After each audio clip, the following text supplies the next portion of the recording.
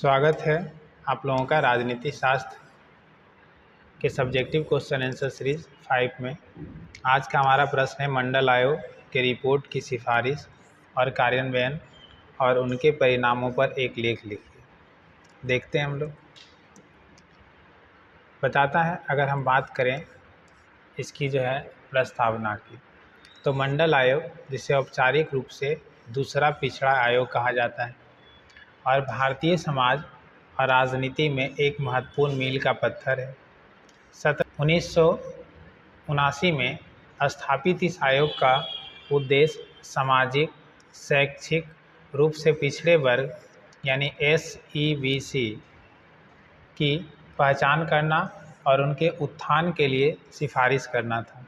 आयोग की सिफारिशों को लागू करने का निर्देशों में व्यापक सामाजिक, राजनीतिक, आर्थिक प्रभाव डाले जो आज भी भारतीय समाज में देखे क्या है जा सकते हैं। तो एक ऑब्जेक्टिव क्वेश्चन आपका ये बनेगा कि मंडल आयोग की जो है ना स्थापना कब हुई थी, तो 1979 में। चलते हैं आगे। पहला है मंडल आयोग की स्थापना, तो बताता है जनवरी 1979 में प्रधानमंत्री मोरारजी देसाई के नेतृत्व में जनता पार्टी की सरकार ने पिछड़े आयोग की सामाजिक आर्थिक स्थिति का आकलन करने के लिए BP मंडल की अध्यक्षता में आयोग का गठन किया।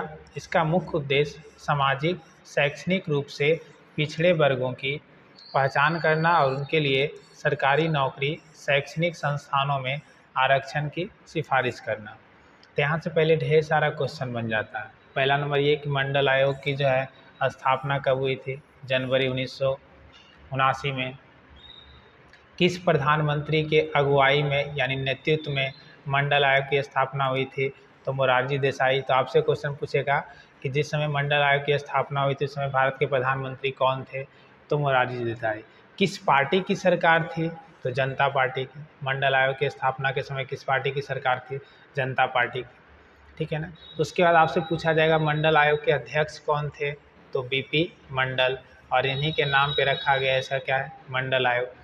या फिर आपसे पूछा जाएगा कि मंडल आयोग की अध्यक्षता कौन कर रहे थे, तो BP मंडल। उसके बाद एक चीज़ और लघु तरीके में पूछ देगा कि मंडल आयोग का गठन जो है ना किस उद्देश्य के लिए किया गया था, तो आप उसके उद्देश्य में लिखेंगे कि इसका मुख्य उद्देश्य क्या था, सामाजिक शैक्षणिक रूप से पिछड़े वर्गों की पहचान करना और उनके लिए सरकारी नौकरी और शैक्षणिक संस्थान में क्या है, आरक्षण के लिए सिफारिश करना। ये मुख्य उद्देश्य था।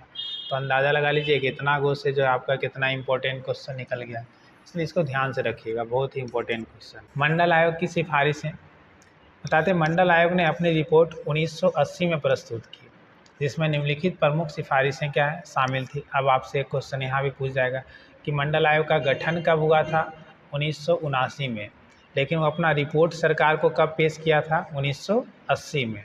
ये ध्यान रखिएगा। इन्हें के आदमी जो है, अब इस रिपोर्ट में क्या पेश किया गया था, तो पहला है 27% आरक्षण की बात हुई थी।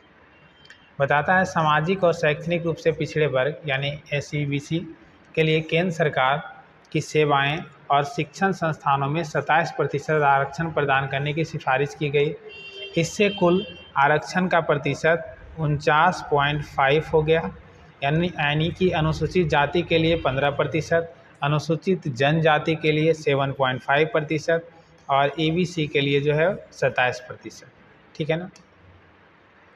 अगला हमारा जो उद्देश्य था वो था बैकवर्ड क्लास कमीशन, यानी आयोग ने राज्य स्तर पर पिछड़े वर्ग की पहचान करने के लिए कमीशन स्थापित करने की सिफारिश की, ताकि राज्य सरकार भी आरक्षण के नीति को प्रभावी ढंग से क्या है क्रियान्वयन कर सके, यानी काम कर सके।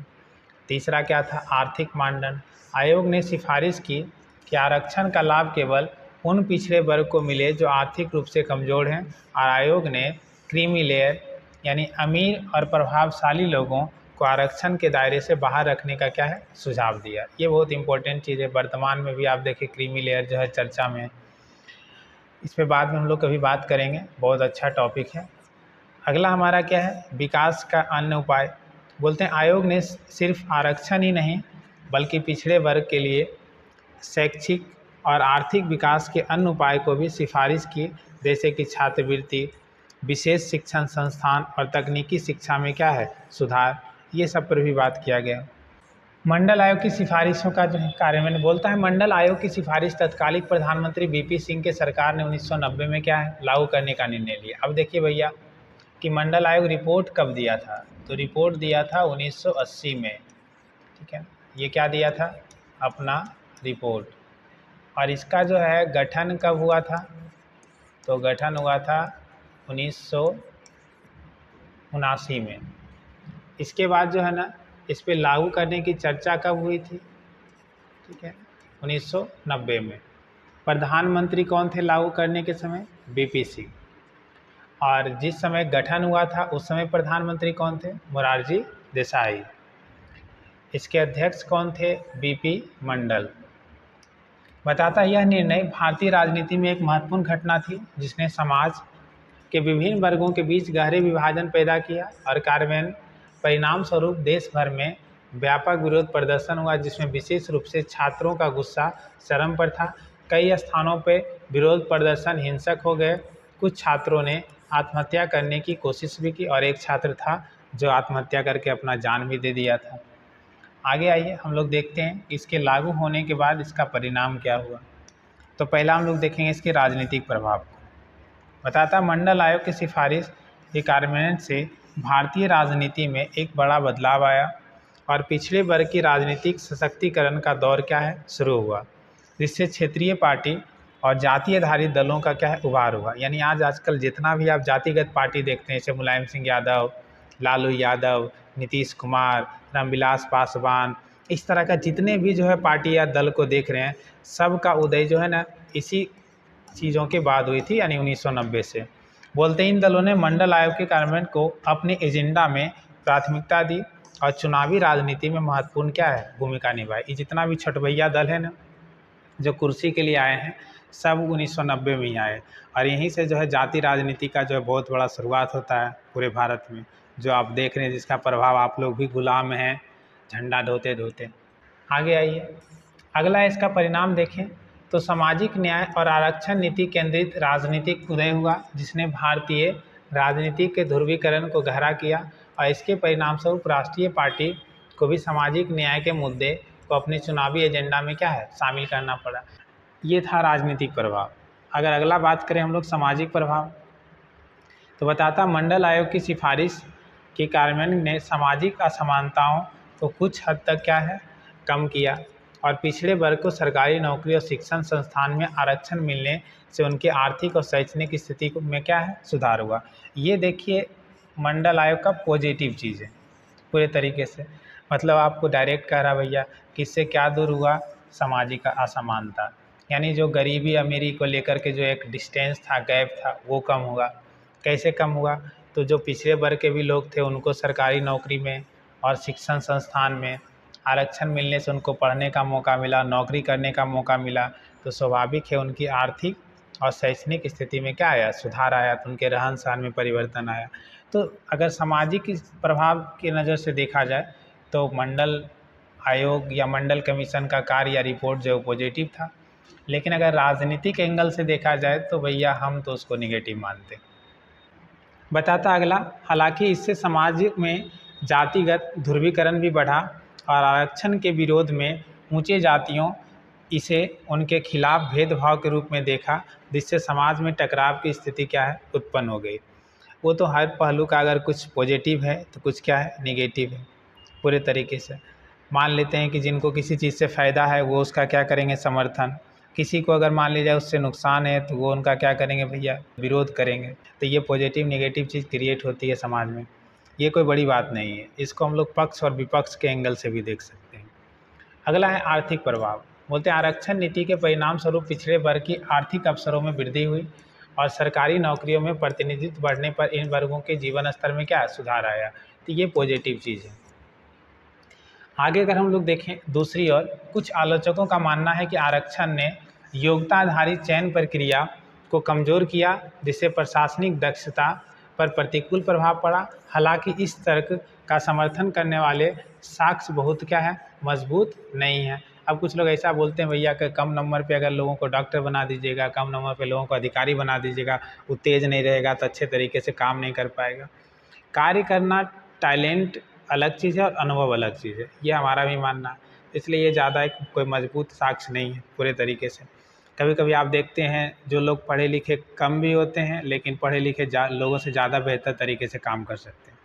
तो ये अपने अपना पक्ष है इस पे लेकर के। आगे आइए क्रीमी लेयर का मुद्दा।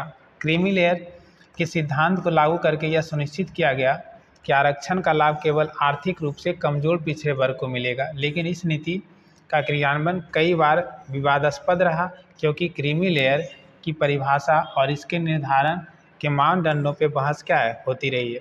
इसका पर्पस था जो लोग अमीर हैं पिछड़े वर्ग में तो उनको आरक्षण का फ़ायदा नहीं मिलना चाहिए, बल्कि वास्तविकता में जो लोग जिनको आरक्षण मिलना चाहिए उनको मिलना चाहिए। इसका मेन पर्पस यही होता शॉर्टकट में।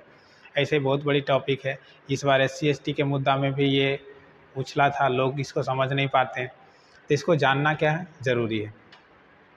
अगर बात करें इसके निष्कर्ष का, तो मंडल आयोग की सिफारिशों का कार्यान्वयन भारतीय समाज और राजनीतिक पर एक गहरापद बदलाव का प्रतीक है। इसने सामाजिक न्याय की दिशा में एक महत्वपूर्ण कदम उठाया, लेकिन साथ ही समाज में नए प्रकार का तनाव और विवादों को भी क्या है जन्म दिया। वर्तमान में आरक्षण नीति मंडल आयोग की सिफारिश के प्रभाव पर बहस जारी है, जिससे यह स्पष्ट होता है कि सामाजिक आर्थिक समानता की दिशा में भारत को अभी भी कई चुनौतियों का सामना करना पड़ेगा। ये बात सही है कि भारत को अभी भी जो है कई चुनौती का सामना करना पड़ेगा। किसमें? तो सामाजिक मामला में और आर्थिक मामला में। बोलते हैं मंडल आयोग का योगदान इस संदर्भ में अद्वितीय और अस्थायी है, जिसने भारतीय राजनीति और समाज की नई दिशा क्या है दी है। ये बात भी सही है पूरे तरीके से। तो उम्मीद करते हैं आपको ये क्वेश्चन समझ में आया होगा तो अपने दोस्तों के बीच शेयर करें। धन्यवाद।